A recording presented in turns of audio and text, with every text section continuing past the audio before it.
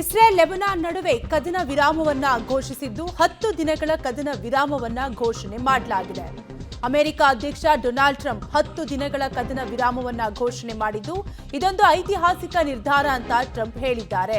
ಉಭಯ ದೇಶಗಳ ಮಧ್ಯೆ 10 ದಿನಗಳ ಕದನ ವಿರಾಮವನ್ನ ಘೋಷಣೆ ಮಾಡಿದ್ದು ಟ್ರೂತ್ ಸೋಷಿಯಲ್ನಲ್ಲಿ ಈ ಕುರಿತು ಟ್ರಂಪ್ ಪೋಸ್ಟ್ ಮಾಡುವ ಮೂಲಕ ಮಾಹಿತಿಯನ್ನ ಹಂಚಿಕೊಂಡಿದ್ದಾರೆ. ಲೆಬನಾನ್ ಅಧ್ಯಕ್ಷ ಹಾಗೂ ಇಸ್ರೇಲ್ ಪ್ರಧಾನಿ ಜೊತೆ ಚರ್ಚೆಯನ್ನ ನಡೆಸಲಿದ್ದು ಕದನ ವಿರಾಮಕ್ಕೆ ಉಭಯ ನಾಯಕರು ಒಪ್ಪಿಗೆಯನ್ನು ಕೂಡ ನೀಡಿದ್ದಾರೆ. ಒಟ್ಟಾರೆಯಾಗಿ ಇಸ್ರೇಲ್ ಮತ್ತು ಲೆಬನಾನ್ ನಡುವೆ ಕದನ ವಿರಾಮವನ್ನ ಘೋಷಣೆ ಮಾಡಿದ್ದಾರೆ. ಅಮೆರಿಕ ಅಧ್ಯಕ್ಷ ಡೊನಾಲ್ಡ್ ಟ್ರಂಪ್ ಸುಮಾರು 10 ದಿನಗಳ ಕದನ ವಿರಾಮವನ್ನ ಘೋಷಣೆ ಮಾಡಿದ್ದಾರೆ. ಒಟ್ಟಾರೆಯಾಗಿ ಇಸ್ರೇಲ್ ಮತ್ತು ಲೆಬನಾನ್ ನಡುವೆ ನಡೆಯುತ್ತಿರುವಂತಹ ದಾಳಿ ಪ್ರತಿದಾಳಿಯಿಂದ ಈಗಾಗಲೇ ಸಾಕಷ್ಟು ನಷ್ಟ ಅನುಭವಿಸಿದ್ದು ಸಾವು ನೋವುಗಳ ಸಂಖ್ಯೆ ಕೂಡ ಹೆಚ್ಚಾಗಿದೆ.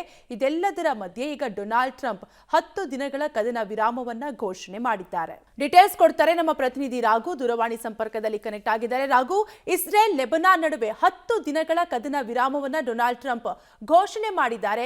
ಏನೆಲ್ಲ ಷರತ್ತುಗಳನ್ನ ಹಾಕಿದ್ದಾರೆ ಅಂತ? ಕವ್ಯ, ಇರಾನ್ ಮತ್ತು ಅಮೆರಿಕದ ನಡುವೆ ಉಂಟಾಗಿದ್ದಂತ ತೀವ್ರ ಸಂಘರ್ಷಕ್ಕೆ ಕಾರಣವಾಗಿದ್ದಂಥದ್ದೇ ಇಸ್ರೇಲ್ ಜೊತೆಗೆ ಲೆಬನಾನ್ ನಡುವಿನ ಈ ಸಂಘರ್ಷ.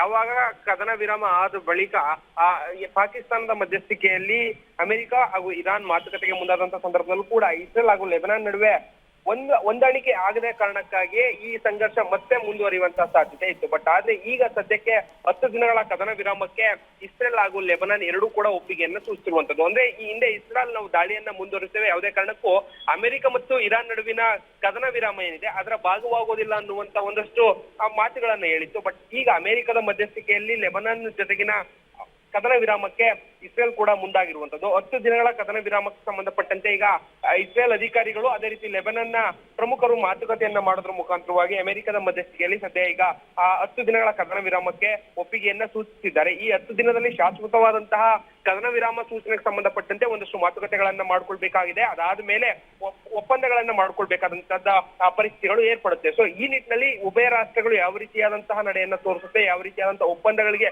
ಬರುತ್ತೆ ಅನ್ನುವಂಥದ್ದನ್ನ ಕಾದು ನೋಡ್ಬೇಕಾಗುತ್ತೆ. ಕದನ ವಿರಾಮದ ಒಪ್ಪಂದಕ್ಕೆ ಸಂಬಂಧಪಟ್ಟಂತೆ 4 ರಾಷ್ಟ್ರಗಳು ಅಂದ್ರೆ ಇತ್ತ ಇರಾನ್, ಇಸ್ರೇಲ್, ಅಮೆರಿಕ, US ಇವೆಲ್ಲ ಏನು ಒಟ್ಟಾಗಿ ಸೇರಿ ಈ ಒಂದು ಚರ್ಚೆಯನ್ನ ಮಾಡಿ ನಂತರದಲ್ಲಿ ಒಂದು ಒಪ್ಪಂದಕ್ಕೆ ಬಂದ ನಂತರದಲ್ಲಿ ಕದನ ವಿರಾಮಕ್ಕೆ ಶಾಶ್ವತವಾದಂತಹ ಪರಿಹಾರವನ್ನ ಕಂಡುಕೊಳ್ಳುವಂತ ನಿಟ್ಟಿನಲ್ಲಿ ಒಂದಷ್ಟು ಪ್ಲಾನ್ ಗಳನ್ನ ಕೂಡ ಮಾಡ್ಕೊಳ್ಳಲಾಗ್ತಾ ಇದೆ ಅಂತ ಹೇಳಲಾಗ್ತಾ ಇದೆ. ಈ ವಿಚಾರಕ್ಕೆ ಸಂಬಂಧಪಟ್ಟಂತೆ ಮುಂದಿನ ಬೆಳವಣಿಗೆಗಳು ಹೇಗಾಗುತ್ತೆ ಅನ್ನೋದನ್ನ ಕಾದು ನೋಡ್ಬೇಕಾಗುತ್ತೆ. ಸದ್ಯಕ್ಕೆ 10 ದಿನಗಳ ಕದನ ವಿರಾಮಕ್ಕೆ ಲೆಬನಾನ್ ಹಾಗೂ ಇಸ್ರೇಲ್ ಎರಡೂ ಕೂಡ ಒಪ್ಪಿಗೆಯನ್ನು ಸೂಚಿಸಿರುವಂತಹ ಕಾರಣಕ್ಕಾಗಿ ಆ ಭಾಗದಲ್ಲಿ ಇದ್ದಂತ ಸಂಘರ್ಷ ಈಗ ಒಂದು ಹಂತಕ್ಕೆ ಕಡಿಮೆ ಆಗುವಂತ ಸಾಧ್ಯತೆ ಇದೆ.